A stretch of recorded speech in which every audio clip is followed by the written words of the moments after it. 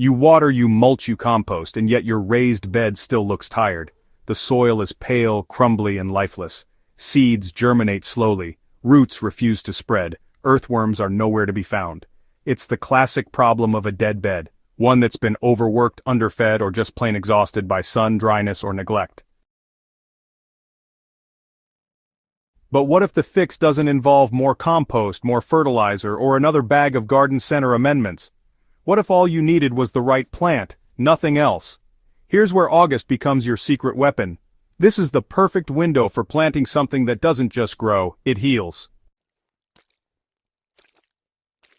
That's the power of planting recovery crops. Specific plants that do the hard work for you. These are nature's soil doctors, and in this guide, you'll discover the best ones to plant right now if your raised beds are on life support.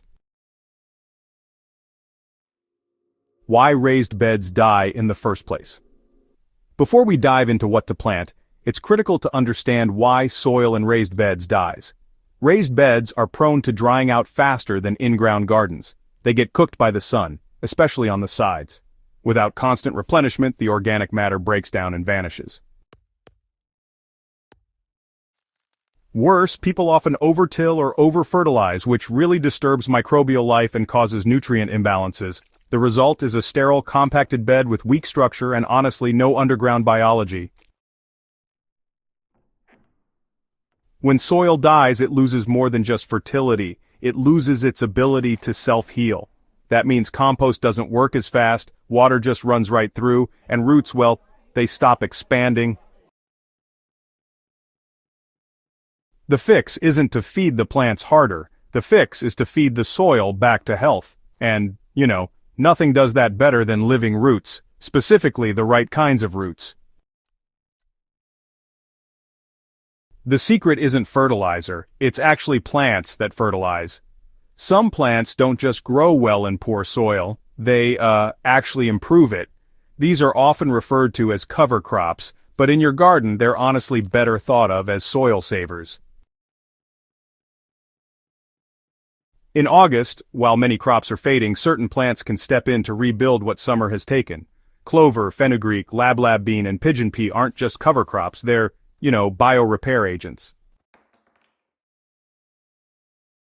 They fix nitrogen, attract beneficial microbes, create shade, and send roots deep to open up compacted layers.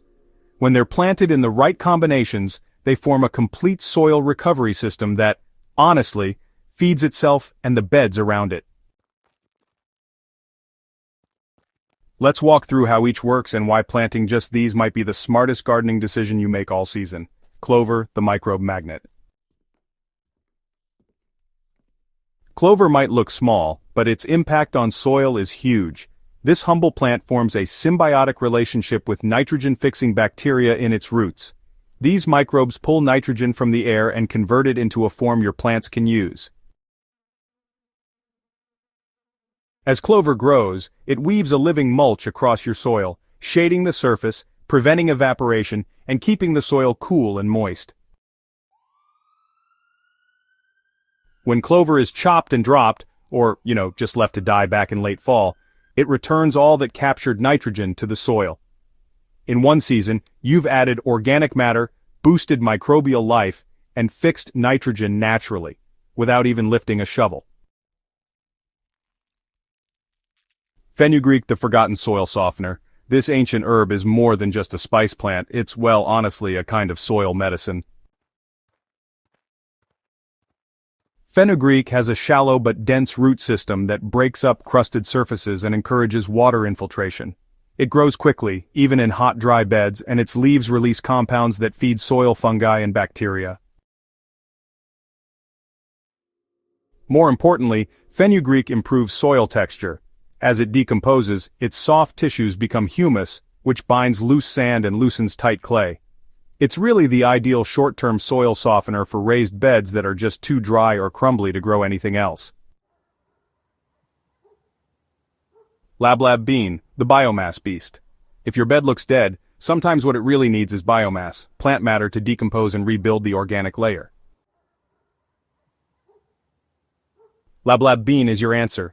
This heat-loving legume explodes in growth once it's established, producing thick vines, massive leaves, and even edible pods. But even more valuable than the harvest is what it does underground.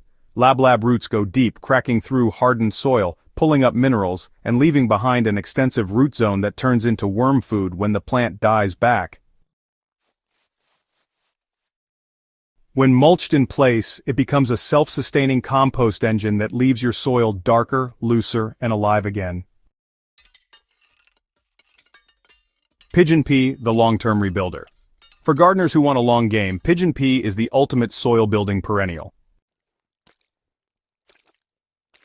So pigeon pea is pretty amazing. It's drought-resistant, fixes nitrogen, and honestly it grows in harsh conditions where other plants just can't make it. Its woody stems and deep taproot help provide structure to the bed, and as its leaves drop, they steadily add organic matter throughout the seasons. In a lot of tropical dryland farming systems, pigeon pea is actually grown specifically to help rehabilitate barren soil. It attracts earthworms, shades the surface, and even creates a habitat for beneficial insects. Now, if you plant it in August, you'll see just a bit of growth before winter, but honestly, the real payoff comes next season when its root zone acts like a compost tunnel network right underneath your spring crops. Why this method works even without compost or fertilizer comes down to something pretty simple. Life attracts life. By planting crops that feed microbes, shade soil, and build structure, you create an underground ecosystem that regenerates without much help. You don't have to turn it. You don't even have to fertilize.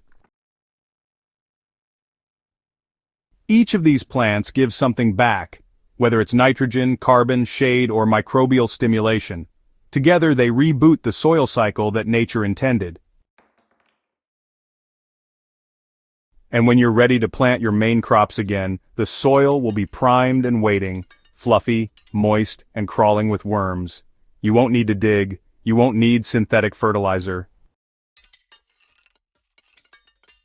Your plants will do better from day one, and you'll wonder why you ever worked so hard before. How to use this in your raised beds right now. If you've got any open space in your raised beds this August, don't let it go to waste. Sprinkle in some clover seed, drop in lablab or fenugreek starts, interplant with pigeon pea on one corner. Water lightly for the first few days and then let nature take the wheel. Over the next few weeks you'll notice a change. The bed stays cooler, soil stops cracking, the smell becomes richer. And soon enough, the signs of life, worms, fungi, dark crumbly earth return on their own. This is soil revival at its most effortless. No tilling, no compost turning, just smart, intentional planting. Don't overlook August. This is the moment to repair the damage summer did and set the stage for next season's growth. When you plant clover, fenugreek, lablab, or pigeon pea, you're not just filling space, you're rebuilding the entire soil system from the roots up. And you don't need fertilizers, compost piles, or complicated mixes to do it. Just these plants, nothing else. If you found this guide helpful, be sure to hit subscribe and share it with fellow gardeners who are trying to revive tired beds. At Hydrohaven, we believe soil heals itself, if you give it the right partners. And in August, that means planting the plants that bring dead beds back to life.